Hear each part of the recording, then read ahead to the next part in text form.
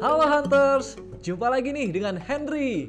Di video kali ini, Henry bakal memberikan gambaran terkait soal-soal seleksi tahap 1 program Pertukaran Pemuda Asia Chapter 4 Turki.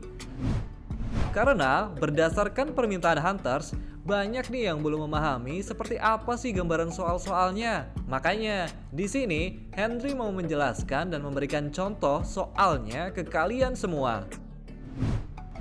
Sebelum Henry melanjutkan videonya, kalian bisa subscribe dan bunyikan lonceng notifikasi supaya kalian tidak ketinggalan video dari event Hunter Indonesia lainnya.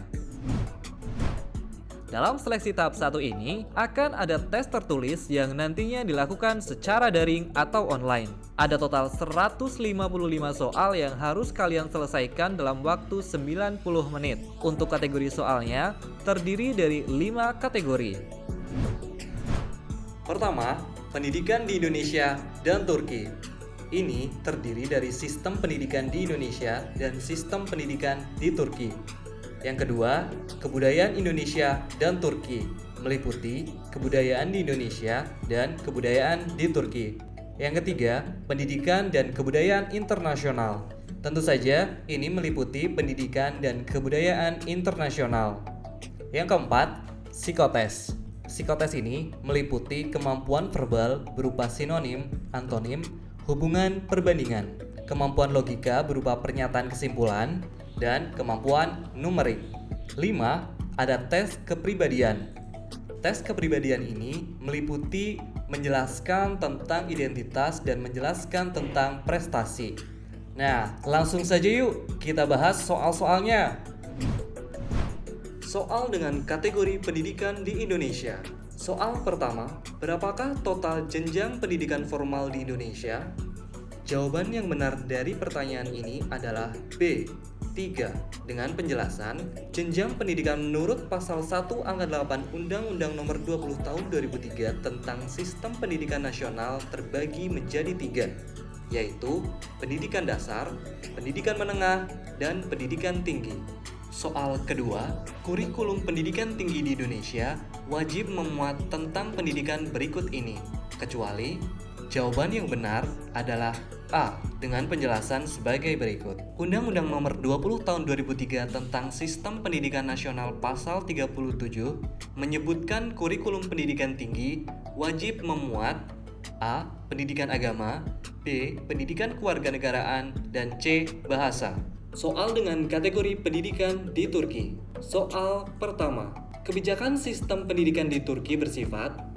Jawaban yang benar dari pertanyaan ini adalah A, dengan penjelasan sebagai berikut. Sistem pendidikan di Turki yaitu terpusat, dikelola sesuai dengan ketentuan yang ditetapkan oleh Mustafa Kemal Atatürk setelah berdirinya Republik Turki modern pada tahun 1923. Soal kedua, Turki mewajibkan pendidikan utama dengan rentang usia. Jawaban yang benar dari pertanyaan ini adalah B, 6-14 tahun. Dengan penjelasan, pendidikan formal di Turki terdiri dari 4 jenjang. Pertama, pendidikan prasekolah, yaitu pendidikan opsional yang diadakan di taman kanak-kanak dan semacamnya, hingga usia 6 tahun. Kedua, pendidikan utama, yaitu wajib untuk 8 tahun, dengan rentang usia 6 sampai dengan 14 tahun. Ketiga, pendidikan sekunder, yaitu sekolah menengah atas atau sekolah kejuruan, dengan rentang usia 15 sampai dengan 17 atau 18 tahun.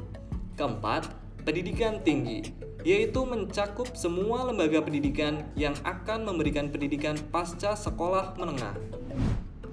Soal dengan kategori kebudayaan Indonesia. Soal pertama, salah satu baju adat Bali yang digunakan oleh kaum pria adalah. Jawaban yang benar adalah A, safari. Dengan rincian penjelasan, baju safari merupakan baju adat Bali yang digunakan oleh pria. Baju ini memiliki bentuk yang tidak jauh berbeda dengan kemeja pada umumnya. Sedangkan untuk jawaban B adalah semacam penutup kepala yang dipakai oleh kaum pria di Bali. Sedangkan jawaban kebaya merupakan baju adat Bali yang digunakan oleh perempuan. Kebaya Bali memiliki motif yang sederhana dan berwarna cerah. Sedangkan untuk jawaban D merupakan pakaian tradisional yang berasal dari Maluku. Pakaian ini memiliki motif garis-garis geometris atau berkotak-kotak kecil. Soal kedua, kota Kendari adalah ibu kota provinsi? Jawaban yang benar adalah C. Sulawesi Tenggara. Dengan rincian jawaban, ibu kota Jawa Timur adalah Surabaya, ibu kota Kalimantan Utara adalah Tanjung Selor, sedangkan ibu kota Sulawesi Selatan adalah Makassar. Soal dengan kategori kebudayaan Turki. Soal pertama, tarian tradisional Turki yang menjadi bagian dari meditasi diri dan erat kaitannya dengan tasawuf disebut dengan tarian. Jawaban yang benar adalah A. Whirling Dervishes. Tarian Sufi atau yang dikenal juga sebagai Whirling Dervishes dianggap dapat menjadi bagian dari meditasi diri yang kaitannya erat dengan tasawuf. Hal ini yang membuat para penari Sufi bisa berputar-putar selama berjam-jam tanpa merasa pusing. Gerakan berputar itu memiliki makna tersendiri, yaitu untuk menemukan tujuan hidup yang hakiki atau ketuhanan. Soal kedua, Turki memiliki julukan negara transkontinental. Benua apa saja yang masuk lingkup geografis negara ini? Jawaban yang benar adalah D. Dengan rincian, kota Istanbul yang merupakan kota terbesar di negara Turki terletak di dua benua, yaitu benua Asia dan benua Eropa. Sehingga terdapat Istanbul Asia dan Istanbul Eropa dengan Selat Bosporus sebagai pemisahnya. Soal dengan kategori pendidikan internasional. Soal pertama, Primary School Leaving Examination atau PSLE adalah program ujian nasional sekolah dasar yang dikelola oleh Departemen Pendidikan di negara. Jawaban yang benar adalah C. Singapura. Dengan rincian penjelasan, secara umum, lamanya pendidikan dasar di Singapura sama dengan di Indonesia, yaitu selama 6 tahun. Pada akhir tahun ke-6, pelajar akan mengikuti ujian PSLE atau Primary School Leaving Examination. Kurikulumnya fokus pada pengajaran bahasa Inggris, bahasa ibu seperti Cina, Melayu, atau Tamil, serta pelajaran matematika, pengetahuan alam, musik, seni rupa dan kerajinan tangan, olahraga, dan pendidikan sosial. Soal kedua, strategi di Eropa untuk menyelaraskan arsitektur pendidikan tinggi Eropa dan mempromosikan mobilitas dan modernisasi pendidikan disebut dengan. Jawaban yang benar adalah A.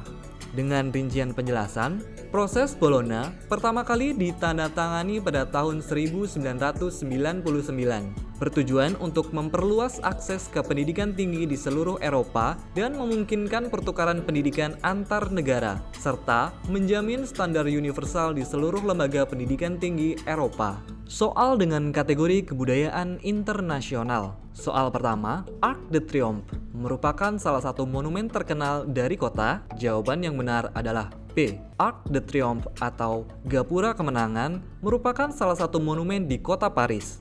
Monumen ini paling bersejarah dari semua kemenangan perang Perancis, dibangun antara tahun 1806 sampai dengan tahun 1836.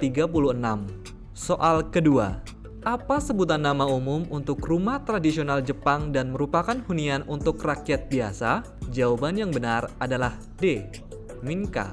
Dengan rincian penjelasan, Minka merupakan nama umum untuk rumah tradisional Jepang dan merupakan hunian untuk rakyat biasa. Rumah-rumah ini sudah ada sebelum akhir tahun 1800. Rumah-rumah ini dapat ditemukan di seluruh Jepang dengan gaya yang khas antar daerah. Selanjutnya ada psikotes. Soal dengan kategori persamaan kata. Soal pertama, usang memiliki persamaan kata dengan. Jawaban yang benar adalah A. Kata usang dalam KBBI memiliki makna sudah lama, tentang barang, sudah rusak, sudah aus karena lama terpakai, tersimpan, dan sebagainya. Adapun persamaan kata yang dimaksud dalam soal adalah kata rusak. Soal kedua, kolusi memiliki persamaan kata dengan. Jawaban yang benar adalah C. Persekongkolan. Dengan rincian penjelasan, kata kolusi dalam KBBI memiliki makna kerjasama rahasia untuk maksud tidak terpuji, persekongkolan. Sehingga persamaan kata yang dimaksud dalam soal adalah kata persekongkolan. Selanjutnya, soal dengan kategori lawan kata. Soal pertama, kata lunglai berlawanan dengan kata. Jawaban yang benar adalah D. Kuat. Dengan rincian penjelasan, kata lunglai dalam KBBI memiliki makna lemah sekali.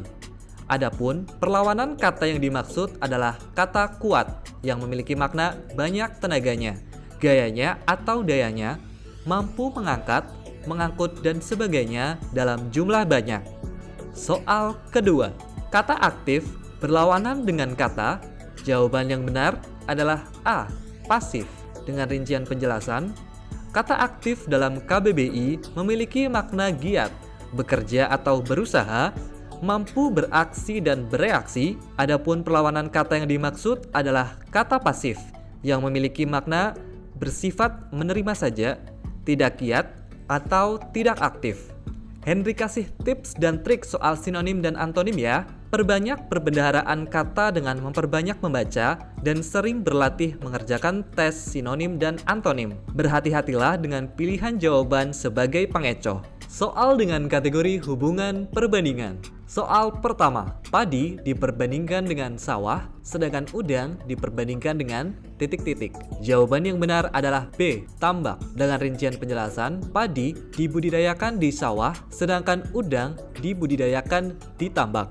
Soal kedua, tablet diperbandingkan dengan obat, sedangkan koin diperbandingkan dengan titik-titik. Jawaban yang benar adalah B. Dengan penjelasan, obat dalam bentuk butiran pipih disebut dengan tablet, sedangkan logam dalam bentuk butiran pipih disebut dengan koin. Tips dan trik soal hubungan perbandingan adalah tentukan kata kunci atau hubungan khusus dari dua kata atau lebih yang disajikan. Semakin spesifik atau khusus, maka semakin mudah untuk menemukan hubungannya. Soal dengan kategori kemampuan logika. Soal pertama, semua pelaut adalah perenang. Sebagian perenang bukan nelayan. Simpulan yang tepat adalah jawaban yang benar adalah C. Sebagian nelayan bukan perenang. Mari kita analisis. Premis 1, semua pelaut adalah perenang. Premis 2, lalu ada kelompok lain bernama nelayan, di mana berlaku sebagian perenang bukan nelayan. Jika dibuat diagram, maka akan menjadi seperti ini. Analisis dari masing-masing jawaban adalah jawaban A belum tentu benar, karena ada 3 kemungkinan diagram yang terjadi. Jawaban B belum tentu benar, karena ada 3 kemungkinan diagram yang terjadi. Jawaban C sudah tentu benar, selalu ada nelayan yang bukan perenang. Jawaban D belum tentu benar, karena ada 3 kemungkinan diagram yang terjadi. Soal kedua, semua pohon memiliki cabang. Sebagian pohon berdaun kuning. Simpulan yang tepat adalah jawaban yang benar adalah B. Sebagian pohon yang memiliki cabang berdaun bukan kuning. Mari kita analisis. Perhatikan kedua premis dalam soal. Premis 1, semua pohon memiliki cabang. Premis 2, sebagian pohon berdaun kuning. Jika dibuat diagram, maka akan menjadi seperti ini. Maka, jelas bisa kita simpulkan ada sebagian pohon yang sudah pasti memiliki cabang berdaun bukan kuning. Selanjutnya, soal dengan kategori kemampuan numerik. Soal pertama, hasil dari dalam kurung 10 dikali 11 ditambah 99 dikurang 20 dibagi 3 adalah, jawaban yang benar adalah D, 63. Ingat operasi hitung dalam kurung, kali, bagi, tambah, kurang. Di sini kita kerjakan terlebih dahulu yang ada di dalam kurung, yaitu 10 dikali 11 ditambah 99 dikurang 20. Kemudian dibagi 3.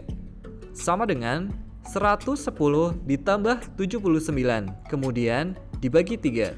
Hasilnya 189 dibagi 3 sama dengan 63. Soal kedua.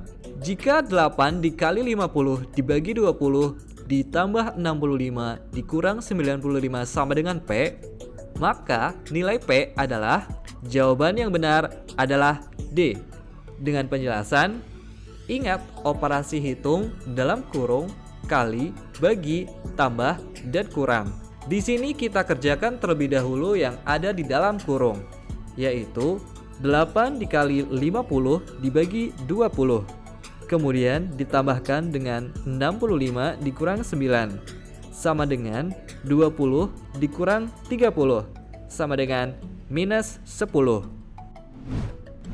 Selanjutnya ada tes kepribadian. Soal pertama, Apa prestasi yang sudah kamu capai sejauh ini? Di sini, nantinya kamu harus menjelaskan tentang prestasi yang kamu miliki baik di sekolah, kampus, atau bisa juga di lingkunganmu. Soal kedua, sebutkan apa saja yang menjadi kekurangan dan kelebihan diri kamu. Di sini, kamu harus menjelaskan kekurangan dan kelebihan yang ada pada diri kamu. Jadi itulah tadi sedikitnya gambaran model soal dalam seleksi tahap 1 program Pertukaran Pemuda Asia Chapter 4 Turki. Semoga review kali ini bisa menjadikan kalian lebih siap lagi untuk mengikuti program Pertukaran Pemuda Asia Chapter 4 ya. Jangan ragu lagi deh pokoknya buat mengikuti PPA Chapter 4. Bakal ada tryout juga buat kalian yang sudah melakukan pembayaran dan konfirmasi loh. Stay tune di Instagram Event Hunter Indonesia buat tahu info terupdate-nya. Semoga kamu bisa sukses lolos dan didanai penuh 100% ke Turki. Salam Hunters!